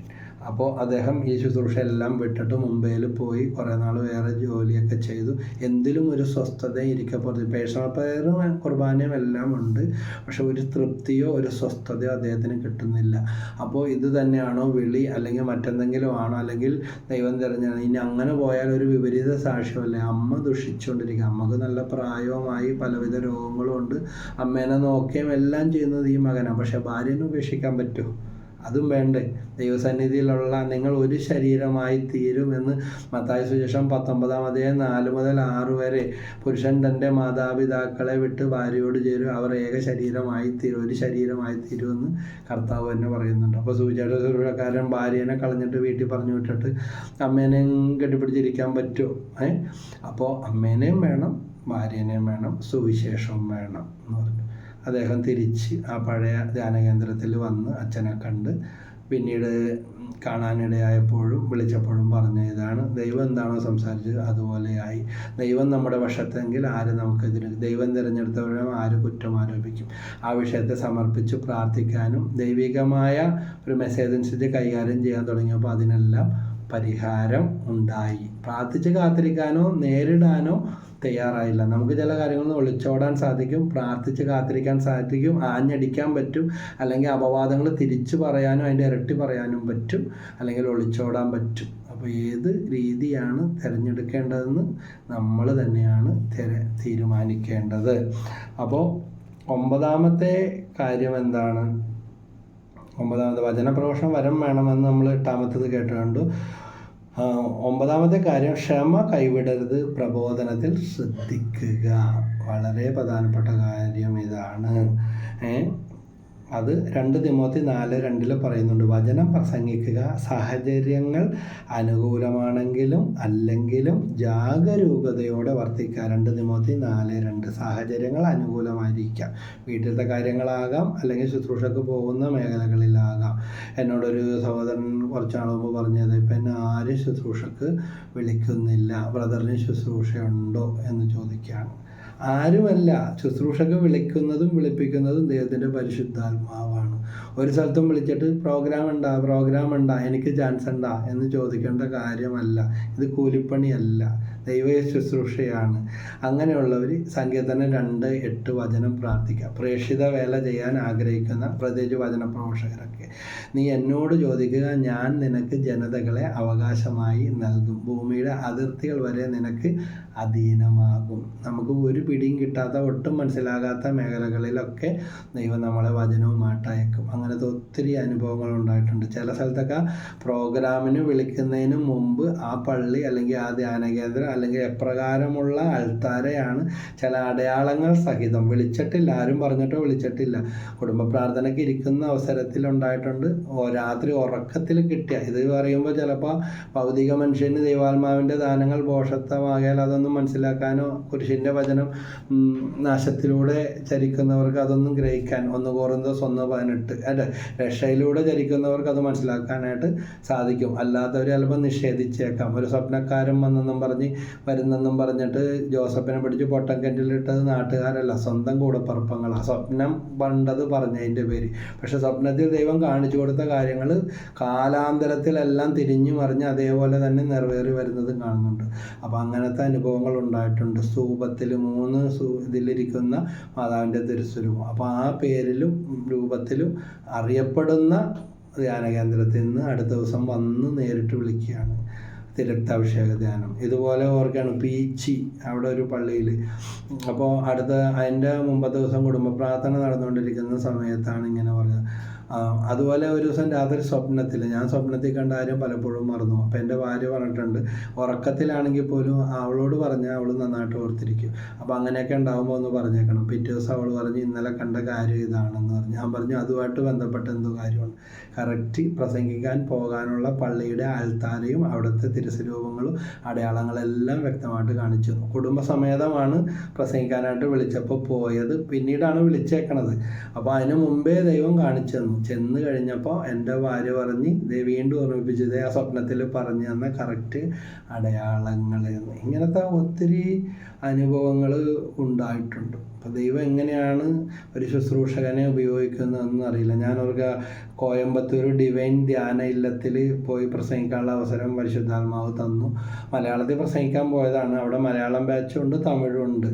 അപ്പോൾ മലയാളം ബാച്ചിൽ പ്രസംഗിച്ച് കഴിഞ്ഞപ്പോൾ അച്ഛൻ പറഞ്ഞു തമിഴിലും ഒന്ന് പ്രസംഗിക്കാൻ ബ്രദർ വരാമോ, അതും കൂടെ പ്രസംഗിച്ചിട്ട് പോയാൽ പോരാ. അങ്ങനെ തമിഴിൽ പ്രസംഗിക്കാൻ നമുക്ക് തമിഴ് അറിയില്ലല്ലോ, ഭാഷാപരമൊന്നുമില്ല. അപ്പോൾ മലയാളത്തിൽ പ്രസംഗിച്ചപ്പോൾ വേറെ ട്രാൻസ്ലേറ്ററെ നിർത്തിക്കൊണ്ട്, പക്ഷേ കടൽ തിര പോലെ ഇളകി മറിയുന്ന ആവേശത്തോടെ കരഞ്ഞു പ്രാർത്ഥിക്കുന്ന വചനം സ്വീകരിക്കുന്ന ജനത്തെ ആ ട്രാൻസ്ലേറ്റ് ചെയ്ത് സംസാരിക്കുന്ന ശുശ്രൂഷയിൽ പോലും കാണുവാനായിട്ട് ഇടയായി. അപ്പോൾ നമ്മുടെ വിളികളനുസരിച്ച്, ദൗത്യം അനുസരിച്ച് ചെയ്യുക. ഒരു സ്ഥലത്ത് ഇതുപോലെ ഇതും പറഞ്ഞാൽ ഹിന്ദിയിലൊന്നും പ്രസംഗിക്കാൻ വിളിക്കാനല്ല, എനിക്ക് അതിനുള്ള അറിവും പഠിപ്പൊന്നുമില്ല. പക്ഷേ ഒരു കാര്യമുണ്ട്, ഹിന്ദി പഠിപ്പിക്കുന്ന സാറന്മാരുടെ അനുഗ്രഹങ്ങൾ സ്കൂളിൽ പഠിക്കുമ്പോൾ ഒരുപാട് കിട്ടിയിട്ടുണ്ട്. എൻ്റെ ക്ലാസ്മേറ്റുകളുടെ ഗ്രൂപ്പ് ബാച്ച് ഉണ്ട്. അവർ പറയും സാറിൻ്റെ പേരും കൂട്ടി. ഒരു ദിവസം കളിയാക്കി ഇതുപോലെ പറഞ്ഞപ്പോൾ സാറിൻ്റെ മോനും ഞങ്ങളുടെ ക്ലാസ്മേറ്റ് ഗ്രൂപ്പിലുള്ള കാര്യം പിന്നെ അവർ മാപ്പ് പറയേണ്ടി വന്നു. കാരണം അവൻ്റെ അച്ഛനെ കൂട്ടി വിദ്യാർത്ഥിയായ എന്നെ പണ്ട് കളിയാക്കുന്ന ആ കാര്യം ഇപ്പോൾ സോഷ്യൽ മീഡിയയിൽ നമ്മുടെ ആ ഗ്രൂപ്പിൽ ഇട്ടപ്പോഴത്തേക്ക് അവസാനം അയ്യോ സോറി ഏട്ടാ ഓർത്തില്ല, പണ്ട് ഞങ്ങൾ തമാശക്ക് പറയുന്നതാണ്. അപ്പോൾ ഹിന്ദിയിലും ഇതുപോലെ വചനങ്ങൾ കൊടുക്കാനുള്ള അവസരങ്ങൾ പരിശുദ്ധാത്മാവ് എന്നോട് പറഞ്ഞപ്പോൾ ഞാൻ പറഞ്ഞു അയ്യോ എനിക്കറിയില്ല, സോറി, മലയാളത്തിൽ പറയാം, നിങ്ങൾ ആരെങ്കിലും പറഞ്ഞു. പക്ഷേ അത്യാവശ്യം വന്ന ഘട്ടത്തിൽ അപ്രകാരം ചെയ്ത അവസരങ്ങളും. അപ്പോൾ അവരോട് ഞാൻ ചോദിച്ചു, ഞാൻ പറയണ വല്ലതും മനസ്സിലാകാനുണ്ടോ മക്കളെ? ആദ്യമായിട്ടാണ് ഹിന്ദിയിൽ പറയണതെന്ന് പറഞ്ഞപ്പോൾ അവരുടെ ആ വിളിച്ച വ്യക്തിയും ചോദിച്ചു അടിപൊളിയല്ലേ, വെറുതെ അല്ലേ നീ പറഞ്ഞതെന്ന് പറയും. അപ്പം ഞാൻ ഇത് സ്വന്തം മഹത്വത്തിന് വേണ്ടിയല്ല ഇതെല്ലാം പറഞ്ഞത്, എൻ്റെ ജീവിതാനുഭവങ്ങളും കൂടെ ആ കൂട്ടത്തിൽ ഒന്ന് ശുശ്രൂഷകൻ എന്ന നിലയിൽ പങ്കുവച്ചു. ദൈവം പരിശുദ്ധാത്മാവിടെ തരുന്ന കാര്യങ്ങൾ ശുശ്രൂഷകർ ചെയ്യുക, വിളി അനുസരിച്ച് ജീവിക്കുക, ക്ഷമ കൈവിടരുത്, പ്രബോധനത്തിൽ ശ്രദ്ധിക്കുക. ഒരിക്കലും ഒരു ധ്യാന കേന്ദ്രത്തിൽ ക്ഷമിക്കുന്ന സ്നേഹത്തെക്കുറിച്ച് പോട്ടാശ്രമത്തിലാണ് പ്രസംഗിച്ചുകൊണ്ടിരിക്കുമ്പോൾ വൈക്കത്തുകാരൻ ബെന്നി ബ്രദറാണ് പാട്ട്, അദ്ദേഹം വഴിയാണ് ആ അന്ന് ശുശ്രൂഷയ്ക്ക് വേണ്ടി വിളിച്ചത്. അപ്പോൾ പ്രസംഗിച്ചുകൊണ്ടിരിക്കുമ്പോൾ ആൾക്കൂട്ടത്തിനിടയിൽ നിന്ന് ഒരു സ്ത്രീ അല്ലോറിക്കൊണ്ട് റോക്കറ്റ് പോലെ ഏറ്റവും മുന്നിലേക്ക് തെറിച്ച് വീണ ചാടി വന്നതെന്നറിയില്ല. എങ്ങനെ ക്ഷമിക്കണമെന്ന് നീ പറയുന്നത്?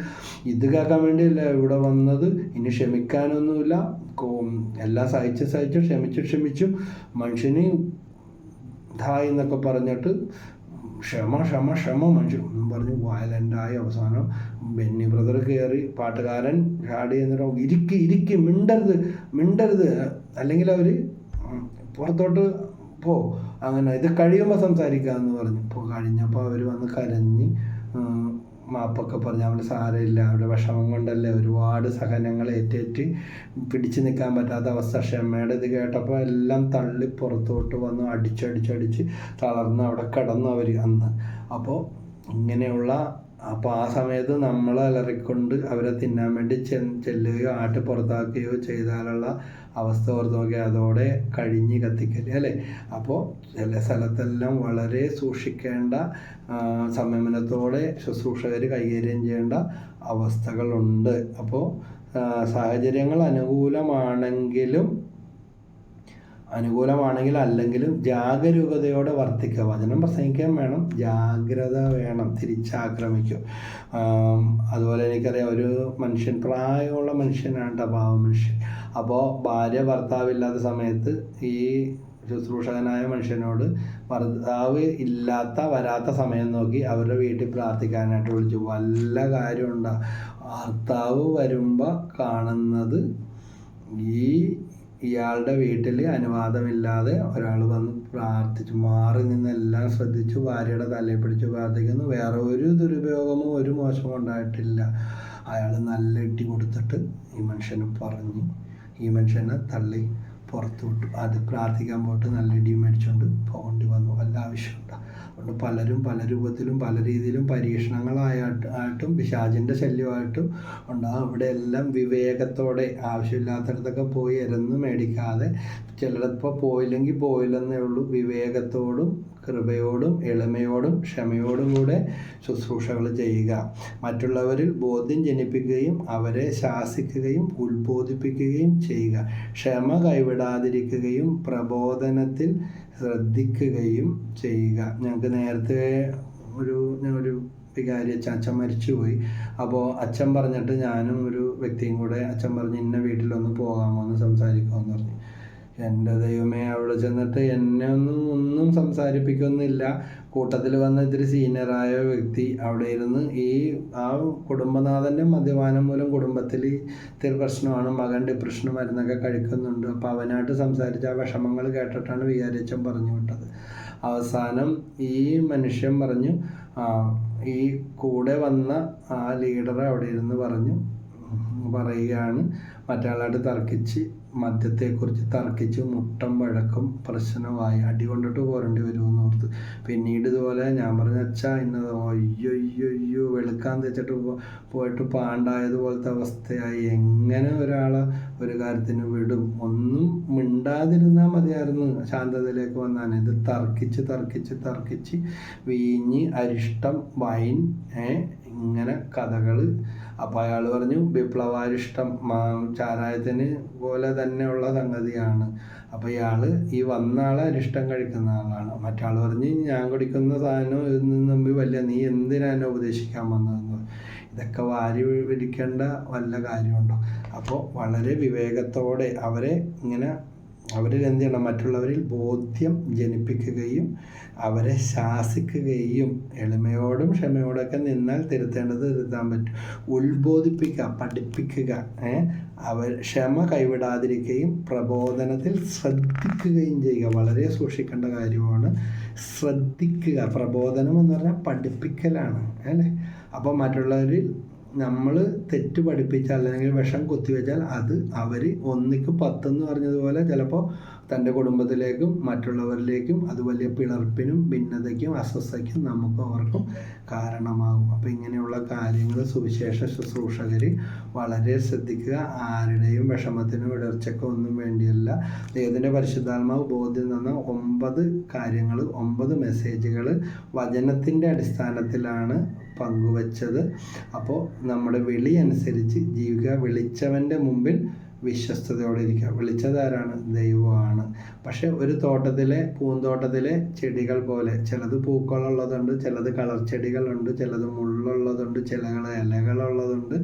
പക്ഷേ ഒന്ന് ഏറ്റവും മെച്ചപ്പെട്ടതെന്നോ മറ്റു മോശമെന്നോ പറയാൻ പറ്റത്തില്ല. എല്ലാം കൂടെ ചേർന്ന് വരുമ്പോഴാണ് ഒരു പൂന്തോട്ടം കൂടുതൽ മനോഹരമാവുന്നത്. അതുകൊണ്ട് ആരെയും തള്ളിക്കളയാതെ, പ്രശാന്തച്ചൻ പറയാറുള്ളൊരു കാര്യം, വളർത്തുന്നവൻ താനേ വളർന്നുകൊള്ളും, തളർത്തുന്നവൻ താനേ തളർന്നു പോയിക്കൊള്ളും. അതൊന്നും ചെയ്യേണ്ട കാര്യമില്ല.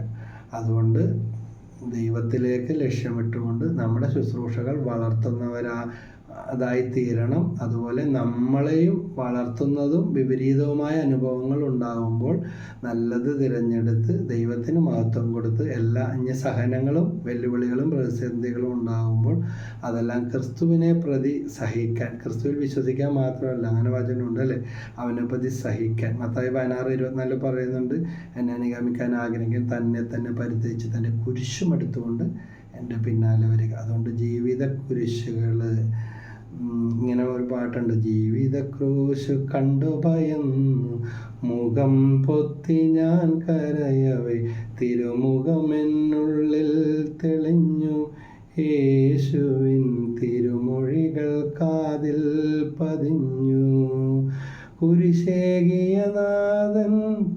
തിരുമുറിവുകൾ കാട്ടി മകനെ എന്നെ വിളിച്ചു. കുരിശേന്തിയ നാഥൻ തിരുമുറിവുകൾ കാട്ടി മകനെ എന്നെ വിളിച്ചു. മകളെ എന്നെ വിളിച്ചു. മകനെ മകളെ എന്ന് ആര് വിളിക്കും? ആരും വിളിച്ചില്ലെങ്കിലും ഈശോ വിളിക്കും. വിളിച്ചവൻ്റെ മുമ്പിൽ വിശ്വസ്തയോടെ വ്യാപരിക്കാം. സുവിശേഷമാകാം. 4 സുവിശേഷമുള്ളത്. 5-ാമത്തെ സുവിശേഷം ഞാനും നിങ്ങളുമാണ്. മത്തായി, മാർക്കോസ്, ലൂക്കോസ്, യോഹന്നാൻ. ഇതാ നമ്മുടെ ജീവിതം കൊണ്ട് ഈ 5-ാമത്തെ സുവിശേഷമായി തീരാം. അതിനുള്ള അനുഗ്രഹം ദൈവം എല്ലാവർക്കും തരട്ടെ. ബ്രദർ മാരിയോ ജോസഫ് പ്രതിസന്ധി ഘട്ടങ്ങളിൽ നല്ലതോ ആകട്ടെ ചീത്തതോ ആകട്ടെ അവർ പറഞ്ഞൊരു കാര്യം എന്നെ ശ്രദ്ധിപ്പിച്ച, എനിക്ക് മനസ്സിലായ ഒരു കാര്യം, സുവിശേഷം ഇനി തൽക്കാലത്തേക്ക് ഞങ്ങൾ സുവിശേഷം പ്രസംഗിക്കുന്നില്ല, പക്ഷേ സുവിശേഷം ജീവിക്കാൻ കൂടുതൽ ഇനി ശ്രമിക്കുകയാണ് എന്ന്. അതുകൊണ്ട് നമ്മുടെ ജീവിതത്തിലും കൂടുതൽ ശ്രദ്ധയോടെ നമുക്ക് സുവിശേഷം ജീവിക്കാൻ, അങ്ങനെ ഓരോ സുവിശേഷ ശുശ്രൂഷകരെയും അതിനുള്ള കൃപാവരം നൽകി ദൈവം അനുഗ്രഹിക്കട്ടെ. ഒത്തിരി സ്നേഹത്തോടെ പരിശുദ്ധ മലഹൃദയം വഴി ഇത് ശ്രവിക്കുന്ന എല്ലാ കുടുംബങ്ങളെയും വ്യക്തികളെയും ദൈവത്തിരുസന്നിധിയിൽ സമർപ്പിക്കുന്നു. ദൈവം അനുഗ്രഹിക്കട്ടെ. ഈശോ മിശിഹായ്ക്ക് സ്തുതിയായിരിക്കട്ടെ. ഒത്തിരി സ്നേഹത്തോടെ എല്ലാവർക്കും വേണ്ടി പ്രാർത്ഥനയിൽ ഇത്രയും തന്മനസ്സോടെ ഇത് കേൾക്കുകയും ഷെയർ ചെയ്യുകയും നിങ്ങളുടെ കമൻറ്റുകൾ അയക്കുകയും ചെയ്യുന്നതിന് എല്ലാവർക്കും വേണ്ടി ഒത്തിരി പ്രാർത്ഥിക്കുന്നു. Brother Shaiju, Adappally, Ernakulam, saint Mary's prayer മിനിസ്ട്രിയിൽ നിന്ന്.